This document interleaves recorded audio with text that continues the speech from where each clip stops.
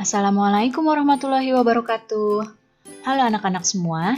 Hari ini kita akan belajar tema 7, subtema 3, pembelajaran ketiga dan keempat dengan muatan IPS dan PPKN. Sebelum mulai belajar, kita berdoa terlebih dahulu ya. Berdoa dimulai. Berdoa selesai. Baik anak-anak, sudah siap untuk belajar hari ini? Kalau sudah siap, mari kita mulai belajarnya. Pertama-tama, kita akan membahas muatan IPS.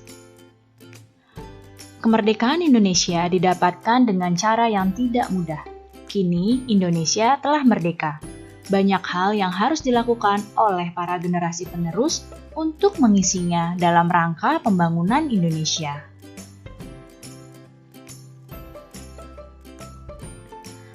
Pembangunan nasional Indonesia merupakan pembangunan semua aspek dan bidang kehidupan, tidak hanya pembangunan fisik, tetapi juga manusia Indonesia seutuhnya. Berikut ini adalah beberapa contoh kegiatan pembangunan. Ada pembangunan pasar, kemudian pembangunan sekolah, pembangunan jalan, pembangunan jembatan, dan pembangunan tempat ibadah.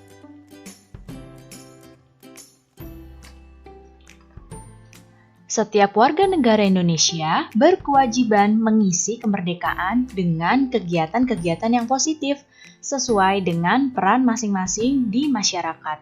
Demikian juga kalian sebagai pelajar. Kalian bisa mengisi kegiatan-kegiatan positif sesuai dengan peran kalian sebagai pelajar.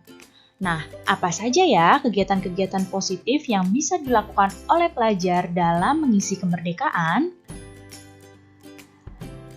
Ya, beberapa cara mengisi kemerdekaan yang dapat dilakukan oleh pelajar yaitu belajar dengan tekun. Jika kalian belajar dengan tekun, kalian dapat meraih cita-cita dan kalian dapat memajukan Indonesia di masa depan.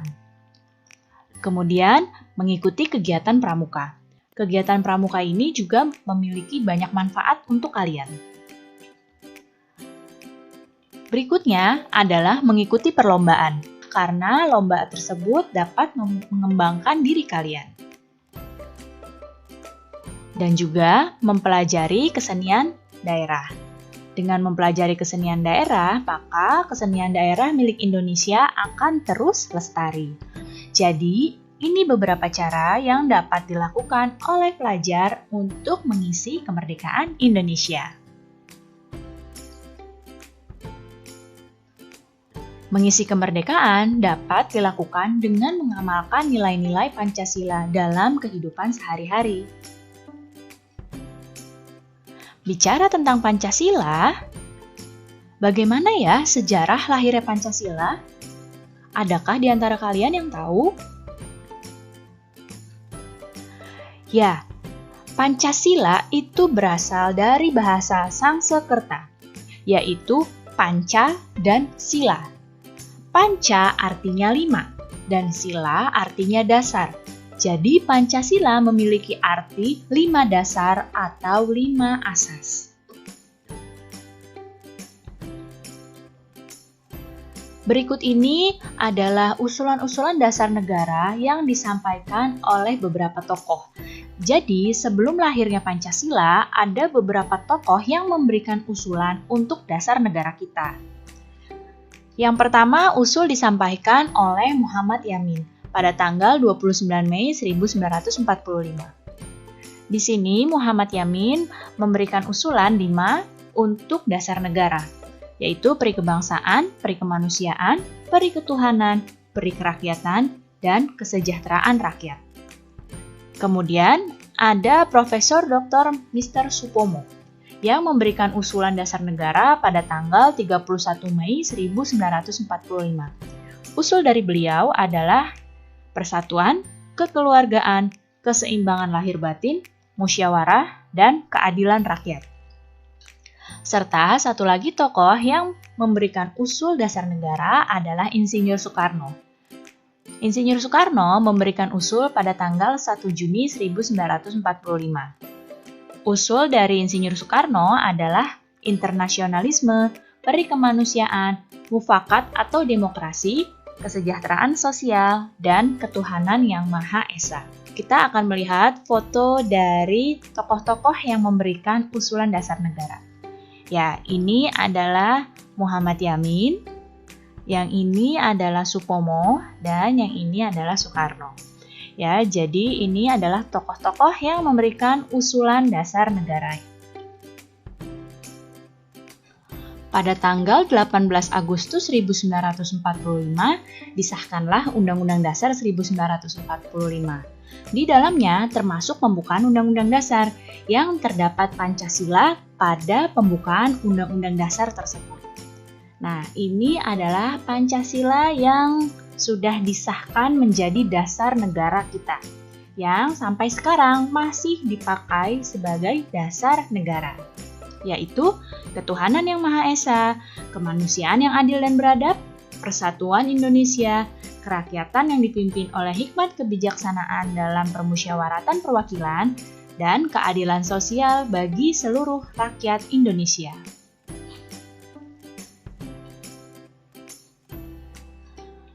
Negara Indonesia merupakan negara yang kaya akan kebudayaan.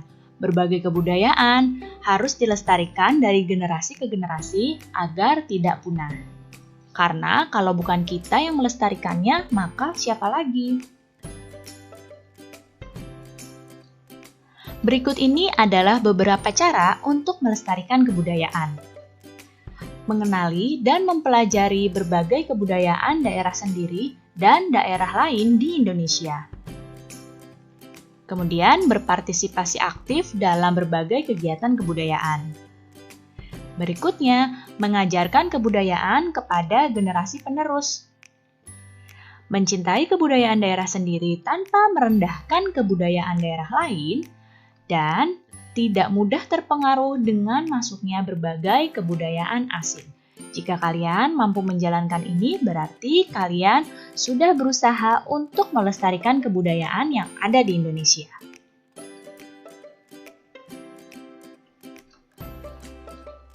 Tahukah kamu, Pancasila memiliki beberapa fungsi dan kedudukan dalam masyarakat Indonesia?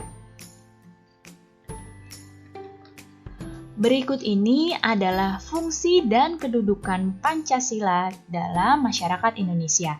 Sekarang kita akan mempelajari muatan PPKN. Fungsi dan kedudukan yang pertama adalah Pancasila sebagai dasar negara. Artinya di sini, Pancasila adalah sumber dan dasar segala aturan hukum di Indonesia. Yang kedua, Pancasila sebagai pandangan hidup atau ideologi bangsa. Artinya, Pancasila adalah nilai yang ideal untuk diwujudkan di masyarakat. Dan yang ketiga adalah Pancasila sebagai kepribadian bangsa. Pancasila ini artinya membedakan Indonesia dengan bangsa lain. Kepribadian tersebut antara lain tercermin dalam sikap gotong royong atas dasar kekeluargaan yang ada di masyarakat Indonesia.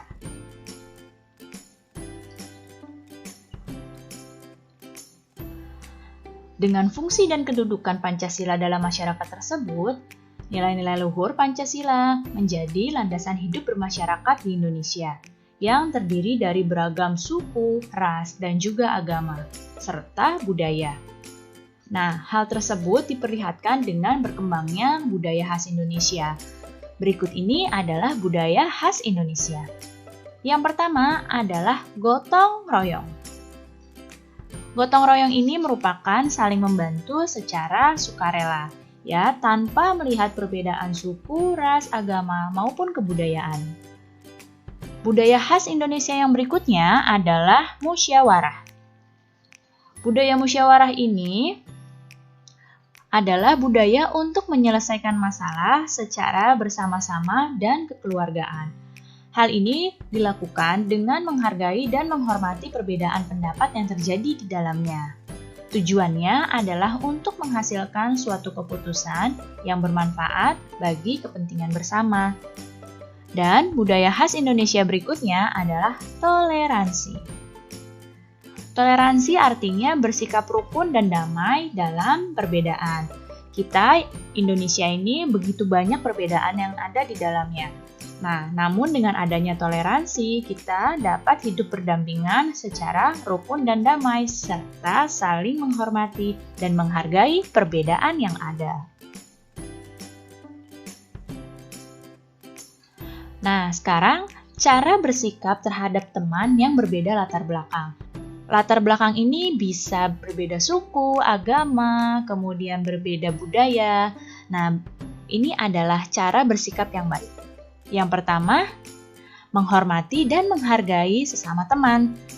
Kemudian, kamu dapat menolong teman tanpa membeda-bedakannya. Ya, jadi siapapun temanmu dapat kamu tolong ya, jangan membeda-bedakan. Dan menumbuhkan semangat persaudaraan. Jika kita merasa satu Indonesia, maka semangat persaudaraan kita akan semakin kuat. Baik anak-anak, cukup sekian ya penjelasan Ibu kali ini. Mudah-mudahan kalian paham dan mengerti. Terima kasih anak-anak semua. Sampai jumpa lagi. Wassalamualaikum warahmatullahi wabarakatuh.